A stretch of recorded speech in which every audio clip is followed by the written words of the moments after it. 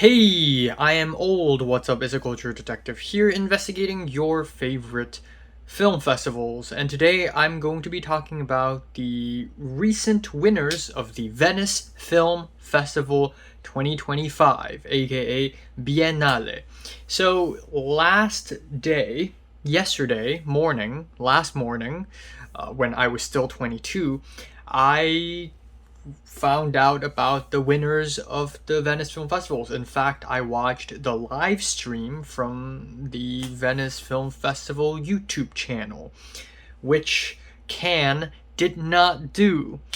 They didn't live stream it on YouTube for some reason this year. But anyways, I'm going to be talking about Venice Film Festival winners. I did a video a couple months ago talking about the Venice Film Festival films and sort of my predictions, but now we have the films being released and we have a lot of reactions from the audience. Now, I'm gonna admit it, I did not go to Venice.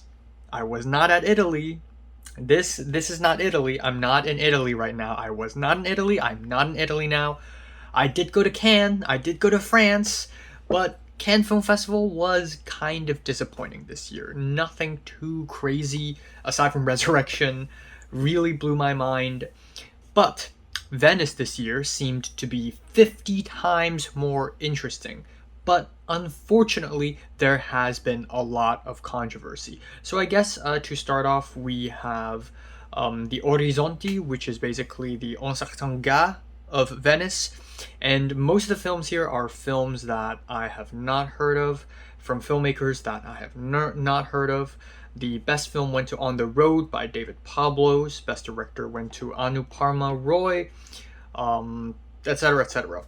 One thing I noticed is that arguably the most popular film in Orizzonti, which is Te or Nawapol Tamrongratanadit's film Human Resource did not win anything in Orizzonti, even though it did win an independent award. Yeah, it did win an independent award, which is pretty cool, but it's unfortunate that such a beloved Thai filmmaker did not win anything in Venice. Now, that's not the main point of the video. The main point of the video is the main competition winners, so I guess we should start off with the Marcello Mastroianni Award, which I think is an award given to new actors. Emerging actor or actress. This went to Luna Wedler for Silent Friend. Now that's very interesting because Silent Friend is a film I've been anticipating for the entire year, and the fact that it didn't premiere in Cannes was a bit of a bummer because I was really excited for a film that stars both Tony Leung and Léa Seydoux. Silent Friend came out on the last day of the festival, and I've been reading rave reviews for Silent Friend. So obviously I was really excited and maybe hoping for some kind of award. So it's cool to see Silent Friend win something, but because Silent Friend won Marcello Mastroianni Award, it means it's not going to win anything big. Best screenplay went to At Work by Valérie Donzelli and Gilles Marchand. And I don't know, man. I feel like this is one of the minor films. I feel like this is one of the films that didn't really make a lot of wave, didn't really make a lot of noise when it came out. I read the synopsis and I wasn't really that interested about it. So to see it win Best Screenplay was like, okay, whatever. Especially because there are a lot of other more interesting films. Again, I haven't seen a single one of these films, so I might be terribly wrong. But there are a ton of other films here that seemed way more interesting. So, yeah. So, unfortunately, that is that.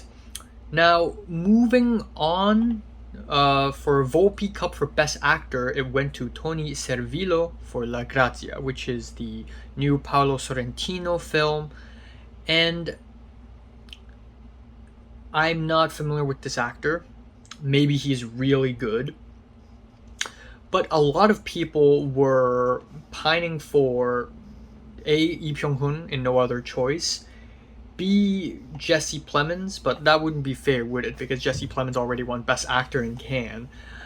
Obviously, Lee Byung-hun and Jesse Plemons are the more popular ones that I could really name. Who else isn't here? Adam Driver and Father, Mother, Sister, Brother. Tony Leung, honestly, I was hoping that he would win because he won like an honorary Golden Lion a few years ago, and I thought it would be funny if he had won the Volpe Cup for Best Actor after winning the honorary Golden Lion. I thought that would be hilarious. And then Volpe Cup for Best Actress went to Xin Zhile for The Sun Rises on Us All. Again, very interesting pick because The Sun Rises on Us All did not make a lot of noise. It did not make a lot of waves. And also this actress, I'm not familiar, even though it's a Chinese actress, and I haven't seen a single one of her films. So that is hilarious. Now, the Silver Lion went to Benny Safdie. Wow! Okay, so I am super excited for the Smashing Machine. And I was expecting the Smashing Machine to win something, but I did not expect Best Directing. I was honestly hoping for something like Best Screenplay, or maybe the Special Jury Prize. I did not expect Best Directing. I'd say Benny Safdie, from what I've seen of his past work, he is a very interesting filmmaker, but I think out of all the films in the festival, I think it seems that the most interesting directors here had got to be Park Chan-Wook. And, Ildiko and Yedi maybe. Even Guillermo del Toro is a very interesting filmmaker, but because Frankenstein is more of a commercial film, I guess the festival didn't really give it much. Of course, Yorgos Lanthimos. But Benny Safdie, I'm happy for him, and I'm not too bummed out by it. Special Jury Prize went to Below the Clouds by Gianfranco Rossi, which I know nothing about, and then Grand Jury Prize, aka second place, went to The Voice of Hind Rajab by Kauter Ben Hania. Now that's very interesting, because apparently rumor came that there was a big fight amongst the jury for Venice, because a lot of other jury members wanted The Voice of Hind Rajab to win, and Alexander Payne, the jury president, did not want it to win. Now, it's only a rumor. No one knows if it's really true or not. But this plays into a deeper issue for the Venice Film Festival this year, because in the beginning of the festival, somebody asked Alexander Payne, what do you think about Gaza? What do you think about Israel? And his reaction was, I feel like I'm unprepared to answer that question. So people on Twitter and people on the internet in general have been sort of lambasting Alexander Payne for being silent, for not showing a strong stance. And yeah, I wish Alexander Payne would have, stand on business and tell the truth, and that is especially given that The Voice of Hind Rajab, a film about a Palestinian girl who is brutally killed by Israel, especially because The Voice of Hind Rajab is in competition. Why can't you, the jury president, say anything about the current situation in Gaza? So I thought it was kind of unfortunate, but whatever, who cares, right? Juliette Binoche did the same thing in Cannes. And then this happened. The Voice of Hind Rajab got 23 minutes of standing ovation. 23 minutes. That is Venice Film Festival history, and that's got to be one of the longest standing ovations in film festival history ever. Because the longest standing ovation in Cannes was for Pan's Labyrinth for 22 minutes. So this one is probably one of the longest standing ovations ever in history. So obviously this film is powerful. It's powerful, it's popular, and rumor has it that the other jury members want it. I'm guessing Mohamed Rasoloff really wanted it to win. I'm guessing Fernanda Torres really wanted it to win. But for Alexander Payne to deny it, it's just really fucking crazy. And this brings us to the Golden Lion. Leone d'Oro, Best Film, went to Father, Mother, Sister, Brother by Jim Jarmusch. What? I'm happy for Jim Jarmusch. I think Jim Jarmusch got rejected by Cannes, and a lot of people were like, he's going to be rejected by Cannes and Venice and TIFF, and he's only going to release the film in AF5 Film Fest or something. But no, Jim Jarmusch brought home the Leone d'Oro, and I thought he is a fantastic filmmaker. But from the reviews, Father, Mother, Sister, Brother seems like a minor Jim Jarmusch. It doesn't seem like a great film. But on top of that, my most anticipated film of the year, No Other Choice, is the highest rated film of the entire festival in a lot of like Metacritics, and also according to a bunch of professional film critics. And it won nothing. It won nothing. Park Chan-wook's No Other Choice. What the fuck? And I've been rewatching the trailer for No Other Choice at least 30 times already. I am a huge fan. I cannot wait. My skin is getting chills just thinking about watching this movie. And it won 0 awards. And this is the bigger controversy. We have a lot of memes showing Lee Byung-hun trying to murder Alexander Payne. Park Chan-wook not getting Best Director is a crime. This apparently is one of the most well-directed films of the festival, of the year, of the decade. Crazy camera movements, a crazy split diopter shot. Word on the street is there's a crazy split diopter shot. Park Chan-wook is overthrowing Brian De Palma with the diopter shots.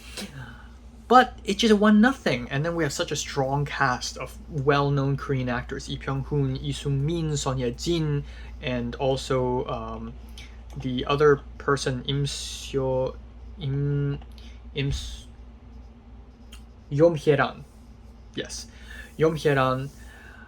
And it won nothing. The even crazier thing is that Park Chan-wook left Venice before the closing ceremony, so it's almost like he already knew that he's not going to win anything. So, yeah, maybe it is already told. Maybe it is already known by the filmmakers that it would be Jarmusch taking home the prize. Also, it's not surprising because Alexander Payne is American, so Best Film is American, Best Director is American. But yeah, Alexander Payne is right now under fire, and I'm really happy to see that on every Instagram post by the Venice Film Festival. People are just bombarding, why didn't No Other Choice win? Why did No Other Choice lose? But with or without the Leone d'Oro, I'm going to be there first person. I will be there first when No Other Choice premieres in LA. And yeah, I guess I also want to mention other interesting films here. The Testament of Anne Lee seems like a very interesting film because it's very divisive. It's a musical, and it's got a lot of trolls. It's got a lot of hate reviews and rave reviews from people who hadn't even seen the film. The other film I'm excited for is actually In the Hand of Dante, simply because people are comparing it to... Oh, it's not even in competition. I think it's like out of competition. People are comparing it to Megalopolis, and apparently the acting is really bad. Obviously, it stars Gal Gadot and Gerard Butler. Both are very avid Zionists, and that got a lot of that got this film a lot of controversy, but it still seems really interesting. Martin Scorsese's in it as well. And the other film I'm excited for is actually Scarlet by Hosoda Mamoru, as well as After the Hunt, but both films I'm hearing mixed reviews. But that's basically it for Venice Film Festival. I'm really sad that Park Chan-wook did not win anything, but Park Chan-wook has won my heart. So that's what matters the most. So what are your thoughts on the Venice Film Festival? Comments below, let me know, subscribe if you want more, and thanks for watching.